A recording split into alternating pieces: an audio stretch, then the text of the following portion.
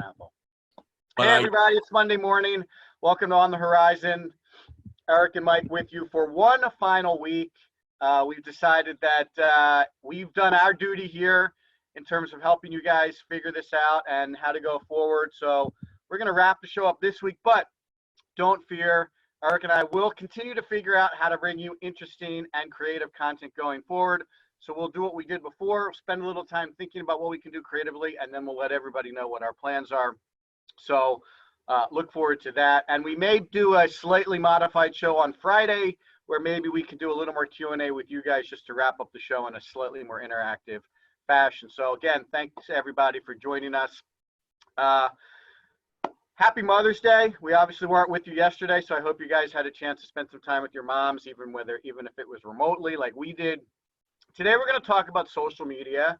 And I think it's relevant to the Mother's Day conversation because obviously social has become an extremely important and much more relevant platform, at least from my perspective over the past couple of months. I've always felt like marketers were really kind of struggling with what to do with social, and a lot of people kind of just punted and said, oh, we'll just post our content on it and we'll use it as a distribution platform. But I don't really think people have really figured out exactly how to use it productively. And I think the pandemic has shed some light on some potential ways to think about social a little bit differently going forward. So as we have come accustomed, we are going to let Eric talk a little bit about some of his data points and research around social. I'll talk a little bit about some of the different platforms and what I've seen people doing with it that I think is constructive and what we might want to think about using the different platforms for going forward. And then we'll wrap up today's session. So Eric, take us out like you've done so nicely for the past 3 weeks. Thank you, Mike. It's a pleasure doing this research and learning myself as well. So here's a crazy, mind-blowing statistic. Since the first week of March, screen time has gone up per capita 164%. Okay, that's quite noticeable in the amount of time that people are spending in front of their screens. Okay, that's data point number one. Data point number two is there are now over 3 billion worldwide regular social media users. So obviously social media, the ground that it sits on is fertile for communication. But there's actually a bigger demographic or psychographic shift going on as well. The coronavirus is finally putting the social in social, because if you think about it, just a few weeks prior, when you were talking about having a Zoom meeting, oh, that's impersonal, you should be getting together face-to-face, it's a hassle.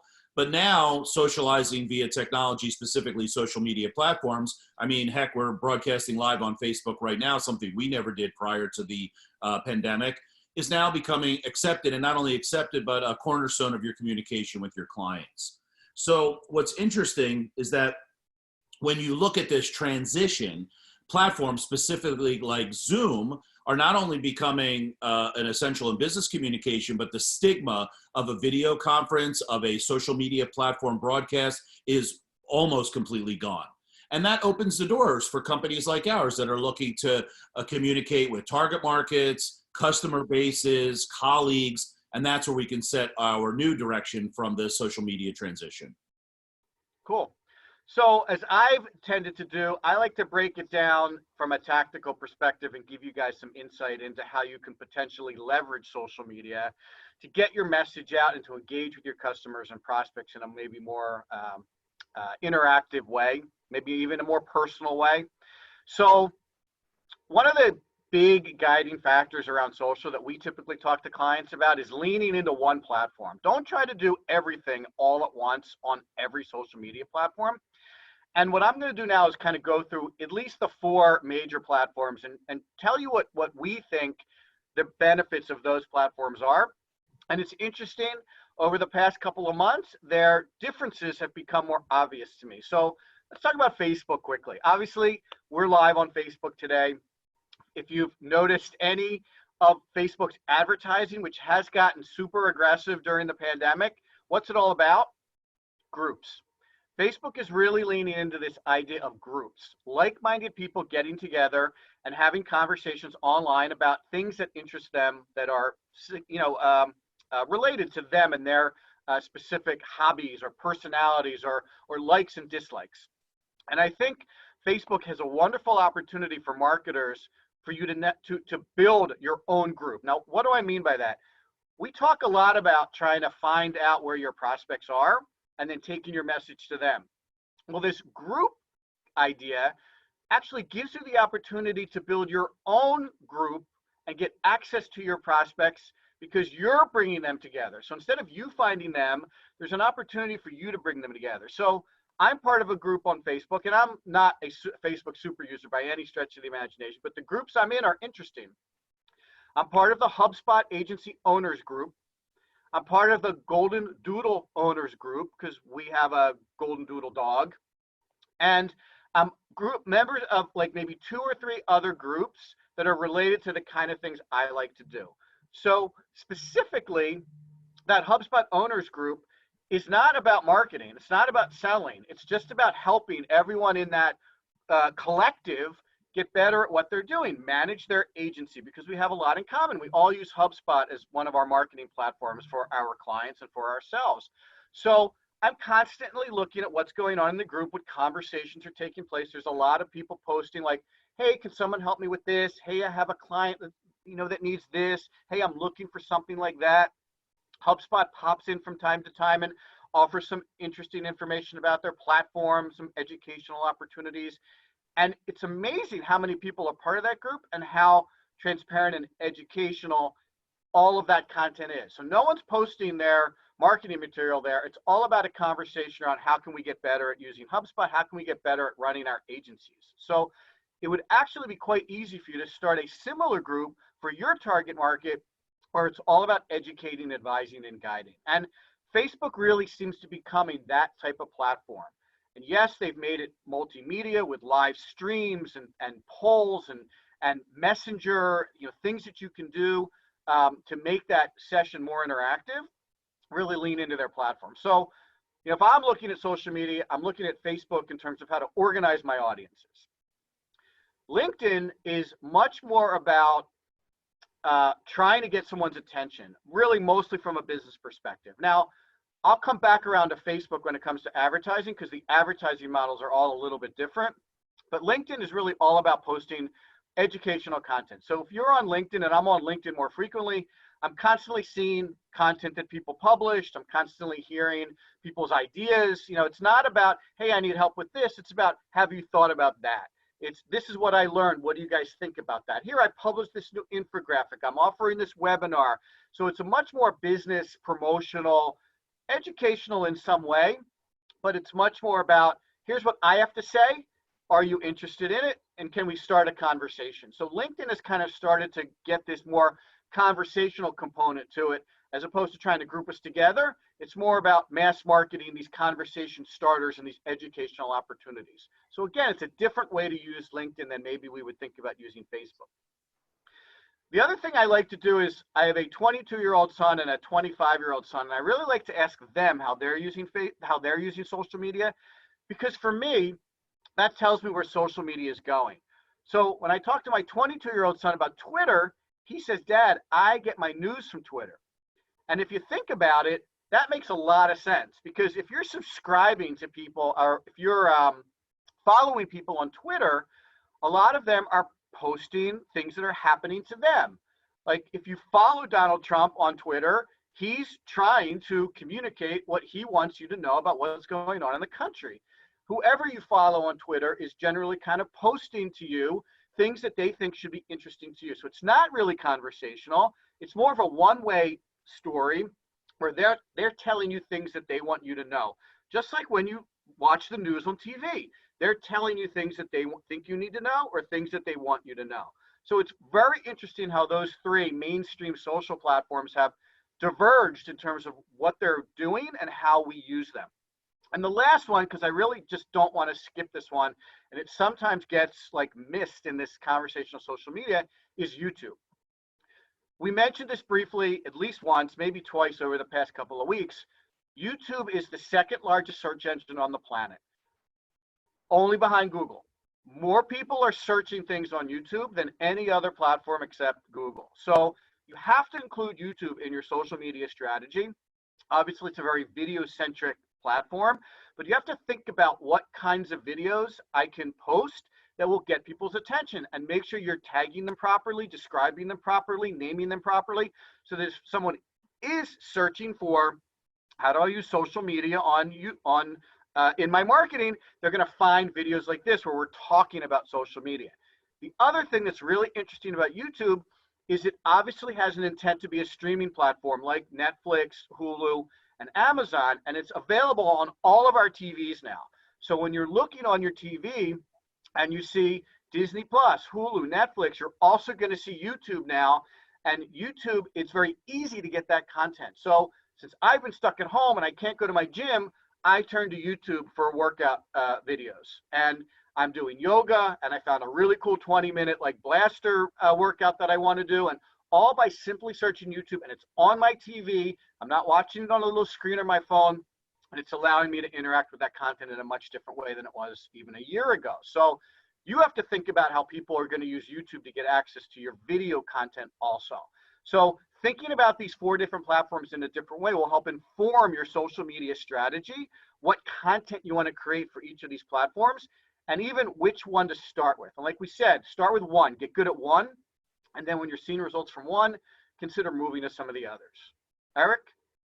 Great conversation about the platforms, Mike. The next question that people should be asking themselves today is, okay, great, I have 4 platforms to post on. What should I post? So let's go into some questions you should ask yourself before posting anything, okay? Number 1, is this relevant?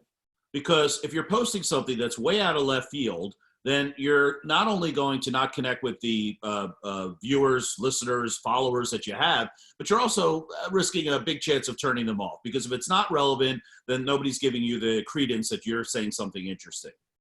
Number 2, along the same lines is, do you have something valuable to add? What is the value to the listener, follower, reader, watcher, right? So make sure that there's some value in what you're posting. Number 3, caution yourself from doing a PR stunt. Don't post anything that is just trying to like ruffle the feathers or rile up or stir up the pot. Those are good things if they're done in an intellectual or educational way, but just to get attention certainly isn't going to get you more followers or people that are passionate about your brand or company. And then finally, the last thing, which I find to be incredibly irritating when companies are posting, is, we did a thing. They just post anything that they did without having any forethought or strategy behind it. I'm glad you did a thing, but is that really relevant to be your follower or listener? So you want to make sure that you can kind of be more precise and post the things that are going to be of great value to your followers, listeners, readers, and so forth. So the question is, what can you post that would be in a very positive direction? The first thing, which is great, is like Mike said about the HubSpot agency owners user group, is use this opportunity to help people in your industry, right? Make sure you're posting things that people can share and say, wow, that was a great idea, or I hadn't thought about it that way before. Obviously, the number 2 thing you can do is create a campaign. You're looking to promote something or have a new conversation about something you're thinking about doing, create a campaign around that so that you can start to really educate people on what you're talking about.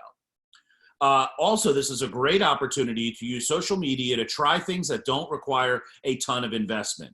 If you remember last week, Mike and I kind of like threw back the covers a little bit on one of the new Square 2 marketing offerings that we're considering. And we can do some testing of that without spending a lot of money, especially using social media. Rely on your community for user-generated content would be the 4th thing I would recommend. There are a whole bunch of people attending our session today. If any of those people had something interesting they wanted to share, it would be perfectly acceptable for us to say, hey, Mary from Washington, D.C. wants to share this. So user-generated content could be valuable, but make sure you vet it first so that it's not anything inflammatory or perhaps against the voice of your company as well. Speaking about voice, don't stop promoting your company, but remember to think about your tone. Because we talked about being tone deaf a few episodes ago, where companies are promoting themselves without actually thinking about what's going on around them, and that tends to be a little tone deaf if you don't kind of nail it without some forethought around that. Also, on social media, there's a lot of journalists that are looking for information. So the 5th thing you might do is look for requests from journalists where you can like kind of match up with them, show them what you're doing, and get some good press. I have an old entrepreneurial friend named Rick who pivoted his company that makes shutters to making personal protection equipment. And he was all over the news and here in Philadelphia because they made such a dramatic pivot that obviously was very timely. And finally, the sixth and most important thing I can recommend is use this time to prepare for the future.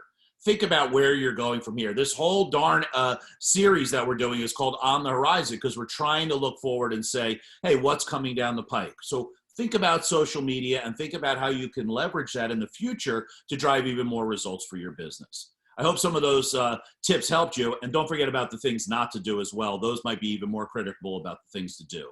Back to you, Mike. Yeah, so in the last couple of minutes, let's get down even a little bit further into the nitty gritty. So I think we shared with you guys in very early in this series, the concept of the content hub and how you can use existing content to help you know what to post on social media. So if you are doing long form content like ebooks and white papers, and you're taking some of that content and breaking that into smaller chunks and doing a blog article, and then breaking that down even further into a series of what we like to call conversation starters, you pretty much you can pretty easily start to line up what you might be able to post on social media, now tailoring it for the appropriate platform. So, if I am going to post on LinkedIn, if I feel like LinkedIn is right for me, for my company, then I might post some conversation starters that link back to a blog article I wrote. If I am going to try to get a group of people together on Facebook, then I can share some information that can help them in that group that might link back to something that I have on my website or some research that I created or some white paper that I wrote previously. So it's not as if social content has to stand by itself. It has to become part of your overall content strategy. And we also talked a little bit about advertising because there is a component to social media where you can spend some money. And if this is something that lines up with your marketing strategy, it makes sense to understand what some of the differences are. So when it comes to Facebook, Facebook has an amazing targeting platform. So a lot of people say to me, oh, well, I'm B2B, Facebook isn't for me. You might be wrong about that because we can identify CEOs who are on Facebook. We can identify business owners who are on Facebook. We can identify by title, by geography, by size of business. Facebook offers an incredible amount of targeting data. And if you ask people who are in the paid media industry as their specialty, they will tell you that the Facebook targeting platform is the best of the social platforms. So I wouldn't be so quick to dismiss Facebook. And Facebook also is probably a more affordable B2B targeting platform than maybe LinkedIn. So again, potentially some testing there between LinkedIn and Facebook would be valuable when you're deciding, well, which of these do I want to lean into? LinkedIn does provide you an incredible opportunity to provide sponsored content to people, and it does allow you to target maybe just slightly less efficiently than Facebook and maybe slightly more expensive when compared to Facebook. So again, there are going to be similar approaches there to those two platforms from an advertising perspective. And Eric is right. It's very easy to start with a modest budget, see how your ad campaigns perform, make adjustments to those ad campaigns, and when you find one that appears to be working the best, then lean into it with a little bit of a bigger budget. Remember, all of these platforms are similar to AdWords in that you are competing against other people for particular keywords and particular audiences. So keep that in mind as well. And last but not least, you can advertise on Twitter, but we have not been successful in running any tests around advertising on Twitter. So it's not a platform that generally gets recommended to our clients. And YouTube as well. I think YouTube is the ad platform is really dominated by big brands, and that's probably appropriate when you're looking at those different platforms. So Facebook or LinkedIn will probably be 1A and 1B, depending on who you're going after for your business, what your budgets look like, and what your content you're actually going to be advertising is. Run some tests, get some data, make some adjustments to your campaign, and then lean into it and see how it's performing. And I can't emphasize enough this concept of optimization. There is no tactic in marketing that you turn on and let go. So if you are going to do some advertising around social media platforms, you have to pay attention to it, probably on a weekly basis. How are we doing? What adjustments do we need to make? Are we still seeing a positive return on our investment? Are we still seeing the right kind of leads? And you may find something that worked a month ago not working this month, and you have to be okay with that as well. Eric, any final words? No, I think it's great. Just to give you some context, when we start a paid campaign on social, we typically recommend to a client just to spend a few $100s to test it. We're not talking about thousands, we're talking about hundreds to test it, and most businesses can afford that test. Guys, thanks so much for joining us on our topic today, social media. We'll be back tomorrow morning for On the Horizon, day 2 of our 4th week. Stay tuned, stay safe, and we'll see you guys all back here tomorrow. Bye, guys.